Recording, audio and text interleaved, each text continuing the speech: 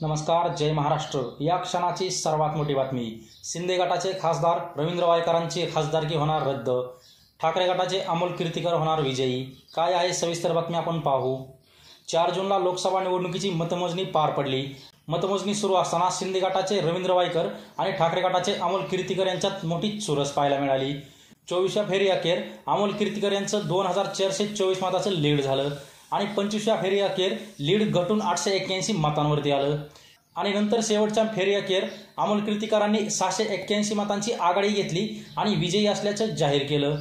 पण रवींद्र वायकरांनी यावरती आक्षेप घेतला आणि फेरमतमोजणीची मागणी केली आणि या फेरमतमोजणीत वायकर 75 मतांनी आघाडीवरती आले आणि लगेच या फेरमतमोजणीत अमोल कीर्तीकरांनी आक्षेप घेऊन फेरमतमोजणीची मागणी केली आणि या फेरमतमोजणीत अमोल कीर्तीकरांनी फक्त 1 मताची आघाडी घेतली आणि या ईव्हीएमच्या मतमोजणीत झालेल्या गोळामुळे निवडणूक अधिकाऱ्यांनी पोस्टर बॅलेट मताची फेरमतमोजणी केली आणि रात्री उशिरा रवींद्र वायकर यांना 48 मतांनी फायनल विजयी घोषित केलं आणि हा निकाल वादग्रस्त असतानाच यात एक नवीन ट्विस्ट आला आहे।